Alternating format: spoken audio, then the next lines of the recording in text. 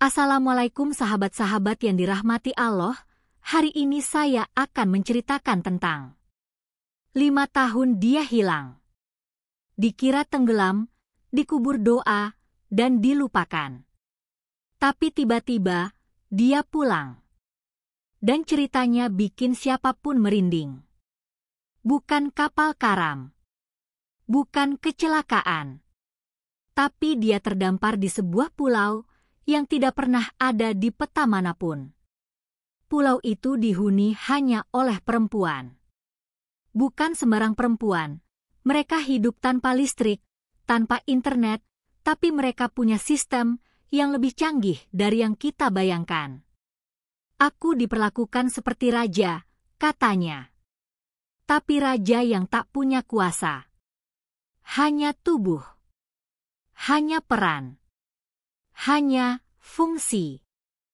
Ia dijaga, dikurung, dicintai, lalu dimanfaatkan. Dan ketika anak-anak mulai lahir, baru ia sadar, semua ini adalah skenario yang sudah disiapkan sejak awal. Cerita ini dilarang tayang di TV. Disangkal pemerintah. Dituduh hoaks. Tapi jejak luka dan tatapan matanya tak bisa bohong. Kau pikir ini fiksi? Tunggu sampai kau dengar kesaksiannya lengkap. Jangan berpaling. Ini bukan cerita biasa. Ini rahasia yang selama ini disembunyikan dari dunia luar. Gimana kisah lengkapnya? Like dan subscribe ke channel ini sangat membantu serta menghibur dan menjadi amal jariah bagi kita semua. Hari itu laut tenang. Langit bersih. Tak ada tanda-tanda bencana. Kapal nelayan kecil yang kutumpangi hanya membawa 2 orang, aku dan Pak Raka, teman sekaligus orang tua yang sudah seperti ayah sendiri. Kami sedang menuju titik pemancingan yang katanya jarang dijamah orang. Tapi sekitar 2 jam setelah kami melewati batas pulau terakhir, mesin kapal mendadak mati. Kami terombang-ambing. Tanpa sinyal, tanpa arah. Hanya suara ombak dan angin yang makin kencang. Gelap datang terlalu cepat. Kilat menyambar. Aku tak ingat bagaimana bisa jatuh ke laut. Yang ku tahu, tubuhku terbawa arus deras, lalu gelap. Semuanya hitam. Hampa. Aku bangun dengan tubuh basah dan kaku. Tanah di bawahku berpasir, pohon-pohon menjulang tinggi. Matahari menyilaukan. Aku hidup. Tapi Pak Raka tak ada. Kapal tak ada. Ponsel hancur. Aku terdampar. Kutinggalkan garis pantai, melangkah masuk ke dalam pulau. Aneh, pulau ini terasa terlalu hidup. Ada jejak kaki. Ada suara tertawa. Tapi bukan suara pria. Hanya perempuan. Tiba-tiba, 3 wanita muncul dari balik semak. Wajah mereka bersih, rambut panjang, kulit gelap keemasan. Mereka menatapku dengan ekspresi yang sulit kubaca, antara kaget, kagum, atau justru waspada. Salah satu dari mereka mendekat dan bicara dalam bahasa yang asing tapi sedikit mirip bahasa Indonesia. Aku tak paham sepenuhnya, tapi kupastikan mereka tidak bermusuhan. Mereka membawaku pergi. Kembali ke dalam hutan. Melewati kebun, sawah, dan rumah-rumah sederhana dari kayu dan daun. Yang membuatku gemetar, selama perjalanan itu, tak kulihat satupun laki-laki. Tak ada suara berat. Tak ada wajah berjanggut. Hanya perempuan. Semua perempuan. Dari anak-anak hingga yang sudah tua. Saat kami sampai di sebuah rumah besar yang seperti balai utama, seorang wanita paruh baya menyambutku. Tatapannya tajam, tapi tidak kejam. Ia menyuruhku duduk. Diberi minum. Diberi kain kering. Setelah itu, Aku dibiarkan tidur di sebuah kamar bambu. Kelelahan membuatku tertidur pulas. Tapi saat malam datang, suara-suara dari luar jendela membuatku sulit memejamkan mata. Bisikan, tawa pelan, dan satu kalimat samar yang kudengar dari luar. Dia laki-laki pertama setelah 15 tahun. Pagi harinya aku terbangun karena suara ketukan di pintu bambu. Seorang gadis muda, usianya mungkin tak jauh dari 20-an, berdiri sambil membawa sepiring buah dan semangkuk bubur aneh berwarna ungu. Ia tersenyum sopan, lalu meletakkannya di meja kecil dekat ranjang. "Aku Lira," katanya sambil menunjuk ke dadanya. "Makan. Nanti dipanggil." Bahasa yang ia gunakan sederhana, penuh aksen asing, tapi cukup bisa kupahami. Perutku belum benar-benar lapar, tapi aku makan juga, setidaknya untuk jaga tenaga. Saat kubuka jendela, aku melihat puluhan perempuan berjalan rapi menuju satu titik di tengah pulau. Mereka mengenakan kain panjang warna biru dan membawa semacam persembahan. Bunga, buah, dan api kecil dalam wadah tanah liat. Lira menuntunku ke arah yang sama. Di tengah lapangan bundar, mereka semua duduk membentuk lingkaran besar. Di tengahnya ada tempat kayu yang dikelilingi asap dupa. Di sana berdiri wanita tua yang pertama kali menyambutku. Ia mengenakan mahkota anyaman daun dan tatapannya mengunci mataku seperti panah. Dia menunjuk ke arahku dan berbicara dengan suara yang keras namun bergetar. Para wanita mengangguk. Beberapa bahkan menitikkan air mata. Lira berbisik padaku, "Kau tamu suci. Lelaki pilihan. Kami percaya kau datang karena takdir." Tubuhku menegang. Kata-kata itu terdengar berat. Terlalu berat untuk orang yang bahkan tak tahu dia sedang di mana. Setelah itu, mereka menyuruhku berdiri di tengah lingkaran. Salah satu dari mereka datang membawa kendi tanah liat dan menuangkan air ke tanganku. Yang lain membawa kalung dari tulang dan menaruhnya di leherku. Lalu wanita tua itu berkata dalam bahasa yang lebih lambat, "Mulai malam ini, kau akan tinggal. Kau akan belajar. Kau akan menjadi bagian dari kami." Aku hanya bisa mengangguk, meski pikiranku menolak. Aku ingin pulang. Aku ingin tahu di mana aku sebenarnya. Tapi saat itu, aku hanya sendirian. Tak ada jalan keluar. Tak ada sinyal. Tak ada kapal. Dan setiap mata yang menatapku, seolah berkata bahwa aku bukan hanya tamu, tapi semacam harapan. Hari-hari berikutnya berjalan seperti mimpi aneh yang panjang. Aku diajari bercocok tanam, membuat api, mengenali tanaman obat. Tapi selalu dalam pengawasan. Lira menjadi semacam penghubung antara aku dan yang lainnya. Ia sabar, lembut, dan terlalu sering menyentuh tanganku tanpa alasan jelas. Suatu malam, ia duduk di sampingku sambil membawa selembar kain yang ditenun dengan simbol-simbol aneh. "Kalau kau bertahan sampai bulan ke-7, kau akan menjadi lelaki pertama yang diberi hak penuh. Kau akan ikut dalam upacara utama." Aku bertanya, "Upacara apa?" Lira menatapku dalam. Senyumnya kali ini tidak manis, tapi menyimpan sesuatu yang jauh lebih kelam. Upacara kelahiran kembali. 3 bulan berlalu sejak aku terdampar di pulau itu. Rutinitasku nyaris tak pernah berubah. Bangun pagi, bekerja bersama para perempuan, mengikuti aturan-aturan ketat, lalu kembali tidur di gubuk kecil yang sama.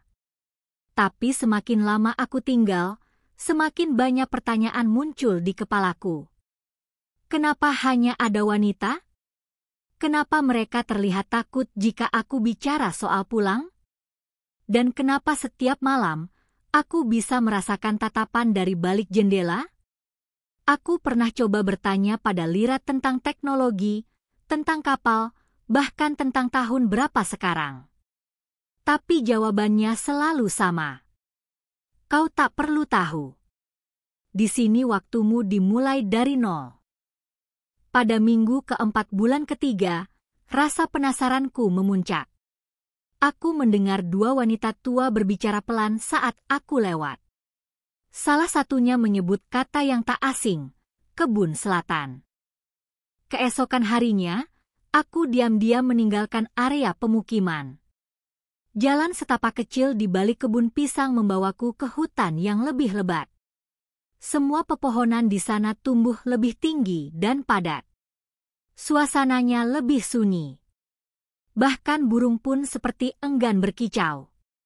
Setelah berjalan hampir 1 jam, aku menemukan pagar kayu rapuh yang dipenuhi tali merah. Ada papan peringatan dari kulit kayu, bertuliskan kata asing yang sudah mulai kupahami, terlarang. Lelaki dilarang masuk. Tapi rasa ingin tahuku lebih besar dari rasa takutku. Aku lompat pagar itu dan melangkah masuk. Di dalam, tanahnya lebih basah dan banyak jejak sepatu wanita. Semakin dalam aku berjalan, aku mencium bau tajam seperti obat atau darah. Lalu aku melihatnya. Sebuah bangunan batu kecil, mirip kuil tua, dikelilingi tanaman merambat dan tali pengikat. Di dalamnya ada guci besar dari tanah liat, dan di atasnya tergantung benda aneh, semacam topeng kayu menyerupai wajah pria. Di bawah topeng itu ada ukiran kalimat yang membuat bulu kuduku berdiri. Mereka yang datang tak akan pernah kembali dengan jiwa yang sama. Tiba-tiba, suara langkah kaki terdengar dari belakangku. Aku menoleh cepat. Lira berdiri di sana, wajahnya pucat, matanya membelalak. Kau gila, katanya hampir berbisik. Tempat ini bukan untukmu. Kalau mereka tahu kau kesini, mereka bisa ubah takdirmu. Aku menjawab dengan suara pelan, apa maksud semua ini? Kenapa tak ada laki-laki lain di sini? Apa yang sebenarnya kalian sembunyikan? Lira menggigit bibirnya. Ia menarik tanganku dengan paksa, membawaku kembali ke arah pemukiman. Tapi sebelum kami keluar dari hutan, ia menoleh dan berkata pelan di telingaku. Ada alasan kenapa pulau ini tak tercatat di peta. Dan ada alasan kenapa pria seperti kau hanya bisa keluar setelah memenuhi satu syarat. Aku tak sempat bertanya. Kami sudah kembali. Dan malam itu, aku dikurung. Malam itu terasa panjang dan dingin, meski tak ada musim di pulau ini. Gubukku dikunci dari luar, tanpa lampu, tanpa suara. Hanya suara serangga dan napasku sendiri yang menemani gelap yang makin menyesakkan. Lira tak kembali. Tak ada makanan. Tak ada penjelasan. Pagi harinya, pintu dibuka. Dua wanita tinggi berbadan kekar masuk, membawa tali rotan dan sebuah jubah abu-abu. Aku dipaksa mengenakannya, lalu dibawa melewati jalan yang belum pernah kulihat. Sepanjang jalan, tak satu pun dari penduduk menatap wajahku. Mereka menunduk, seperti sedang mengantar seseorang ke hukuman. Kami sampai di rumah besar yang terbuat dari batu hitam dan kayu keras. Di dalamnya, wanita tua, yang mereka sebut Ibu Agung, duduk di kursi ukir yang tampak seperti tahta. Di sisinya ada 5 wanita lain, yang sepertinya adalah pemimpin tingkat atas. Dia sudah ke kebun selatan, kata salah satu penjaga. Wajah Ibu Agung tak berubah. Ia hanya mengangguk pelan. Kau melihat apa yang tak boleh dilihat. Tapi mungkin ini takdir. Karena kau akan jadi lelaki terakhir. Aku tak mengerti. Tapi mataku melihat ke sekeliling ruangan itu. Di dinding-dinding batu tergantung lukisan-lukisan aneh. Semuanya menggambarkan pria yang sama. Tinggi, wajah Asia, mengenakan pakaian seperti milikku. Di bawah tiap gambar ada tulisan tahun.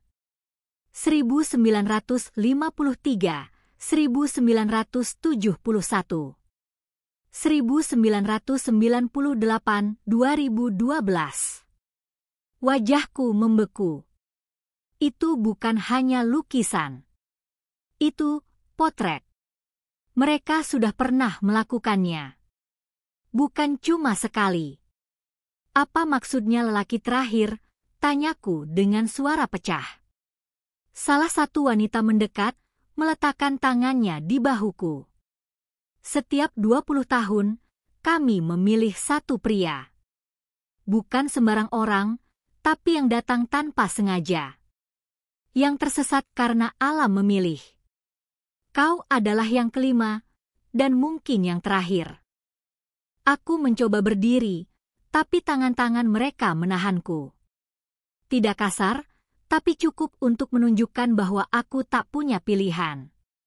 Ibu Agung lalu melanjutkan dengan suara berat. Tujuan kami sederhana. Melanjutkan kehidupan dengan caramu. Tapi bukan hanya untuk membuahi. Tapi menyempurnakan garis darah kami. Kau tak akan disiksa, tak akan dilukai. Tapi kau harus tinggal. Sampai waktunya selesai. Pikiranku kacau. Aku bukan mesin. Aku bukan alat. Aku manusia. Tapi dalam ruangan itu, aku hanyalah satu dari 5 wajah yang pernah ditentukan oleh sistem yang sudah berjalan puluhan tahun. Aku menatap ke arah jendela kecil di atas langit-langit batu. Cahaya pagi masuk samar.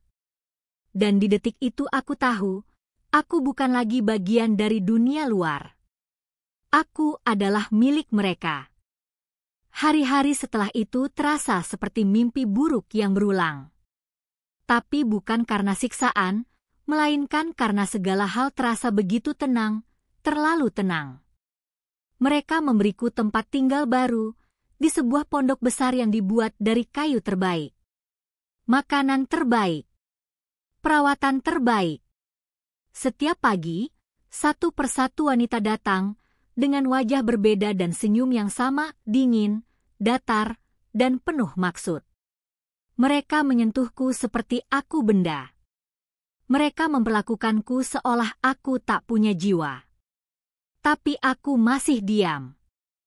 Karena satu-satunya cara bertahan adalah berpura-pura tak merasa. Lira datang 2 malam setelah aku resmi dijadikan lelaki terakhir. Wajahnya berbeda. Tak ada lagi kepanikan seperti saat ia menarikku keluar dari hutan. Kini ia bicara seperti salah satu dari mereka. Tapi di balik itu, aku tahu ada sesuatu yang dia sembunyikan. Mereka tak akan membunuhmu, katanya sambil mengoleskan minyak herbal di punggungku, tapi mereka bisa membuatmu melupakan siapa dirimu. Aku menatapnya. Apa maksudmu? Ia menggigit bibirnya pelan. Lalu mendekatkan bibirnya ke telingaku. Mereka punya ramuan. Cairan dari bunga hitam yang tumbuh di kebun selatan. Dicampur ke makanan, ke minuman, ke tubuhmu lewat sentuhan. Jika kau terlalu lama di sini, tubuhmu akan terbiasa. Ingatanmu mulai terhapus perlahan. Nama ibumu, ayahmu, semua akan hilang.